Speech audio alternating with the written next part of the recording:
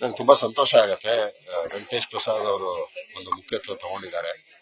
ನೇತೃತ್ವದಲ್ಲಿ ನಮ್ಮ ಬೆಂಬಲ ಇದ್ದೇ ಇರುತ್ತೆ. ವೆಂಕಟೇಶ್ ಪ್ರಸಾದ್ ಹಾಗೂ ಅವರ ಇಡೀ ತಂಡಕ್ಕೆ ನಾನು, ಜಾವಗಲ್ ಶ್ರೀನಾಥ್ ಹಾಗೂ ಹಲವಾರು ಕ್ರಿಕೆಟರ್ಸ್ ಎಲ್ಲರೂ ಅವರ ಒಂದು ಬೆಂಬಲ ನೀಡಿದ್ದಾರೆ.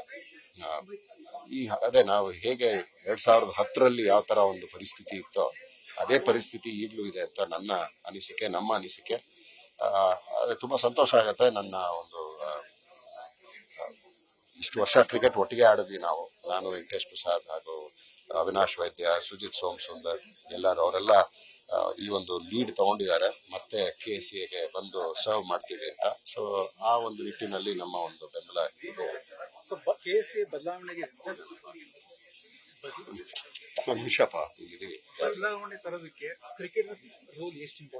ತುಂಬಾ ಮುಖ್ಯ ಪಾತ್ರ. ಯಾಕಂದ್ರೆ ಕ್ರಿಕೆಟರ್ ಅಂತಲ್ಲ, ಒಂದು ಒಳ್ಳೆ ಮನಸ್ಸಿನಿಂದ ಒಂದು ಕ್ರಿಕೆಟ್ ಮಾತೆಗೆ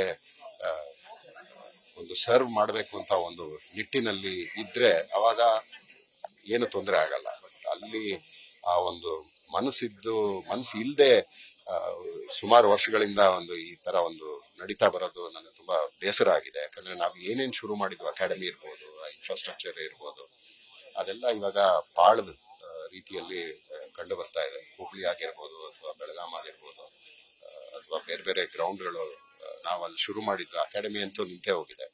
ಸೊ ಈ ಆಪರ್ಚುನಿಟಿಗಳು ಹುಡುಗರಿಗೆ ಅಥವಾ ಹುಡುಗಿರಿಗೆ ಸಿಗದೇ ಇದ್ರೆ 14, 15, 12, 13 ಆ ವರ್ಷದಲ್ಲಿ ನಿಮ್ಗೆ ತುಂಬಾನೇ ಕಷ್ಟ. ಎಲ್ಲದಕ್ಕೂ ನೀವು ಪ್ರೈವೇಟ್ ಇದರಿಂದಾನೇ ಹೋಗ್ಬೇಕು. ಸೆಲೆಕ್ಷನ್ ಕಮಿಟಿ ಮೀಟಿಂಗ್ಗಳು KSCNಲ್ಲಿ ನಡೀದೆ, ಇನ್ನೆಲ್ಲೋ ನಡೀತಾ ಇತ್ತು ಅಂತ ನಾನು ಕೇಳಿದೆ.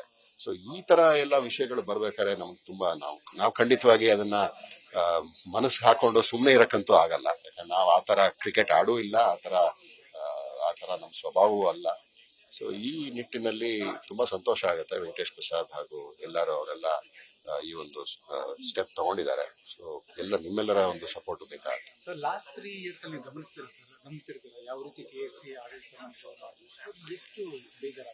ತುಂಬಾ ಬೇಜಾರಾಗುತ್ತೆ. ರಿಸೋರ್ಸಸ್ಗೆ ಅಂತ ನಿಮ್ಗೆ ಏನು ತೊಂದರೆನೇ ಇಲ್ಲ. ಮುಂಚೆ ಆಗಿದ್ರೆ ದುಡ್ಡಿಗೆ ತೊಂದರೆ ಇರ್ತಾ ಇತ್ತು ಕ್ರಿಕೆಟ್ ಅಡ್ಮಿನಿಸ್ಟ್ರೇಷನ್ ಅಲ್ಲಿ. ಅಂದ್ರೆ ನಾವೆಲ್ಲ ಆಡ್ಬೇಕಾದ್ರೆ ಅಷ್ಟು ಸುಲಭವಾಗಿ ನಿಮಗೆ ಆತರ ಒಂದು ಸ್ಪಾನ್ಸರ್ಶಿಪ್ ಆಗ್ಲಿ ಅಥವಾ BCCI ಇಂದ ಆತರ ಗ್ರಾಂಟ್ಸ್ ನಿಮಗೆ ಸಿಗ್ತಾ ಇರ್ಲಿಲ್ಲ. ಸೊ ಈಗ ನೋಡಿದ್ರೆ ನಿಮಗೆ ಅಷ್ಟೊಂದು ದುಡ್ಡಿದೆ. ಆ ರಿಸೋರ್ಸ್ ಅನ್ನ ನೀವು ಸರಿಯಾದ ರೀತಿಯಲ್ಲಿ ಖಂಡಿತವಾಗಿ ಅದನ್ನ ಬಳಸಬಹುದು.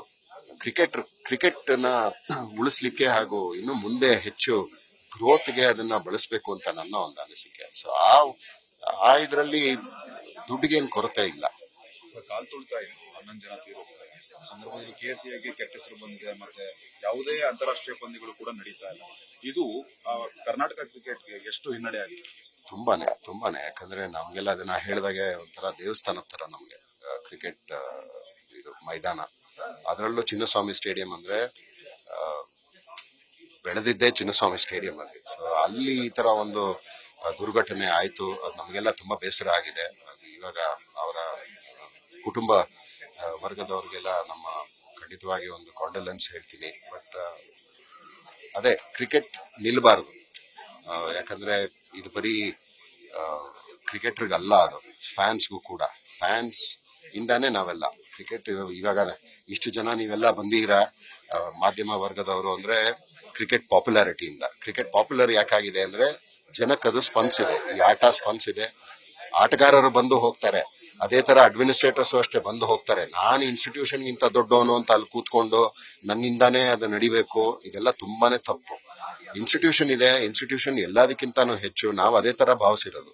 ಇಲ್ಲದೇ ಇದ್ರೆ ನಾನು ಅಲ್ಲೇ ಕೂತ್ಕೊಂಡು ಇನ್ನೂ 25 ವರ್ಷ ಆದ್ರೂ ಅಲ್ಲೇ ಕೂತ್ಕೊಂಡು ಅದನ್ನ ನಾನು ಕಂಟ್ರೋಲ್ ಮಾಡಕ್ಕೆ ನನ್ಗೆ ಆ ಒಂದು ಭಾವನೆನೂ ಇಲ್ಲ.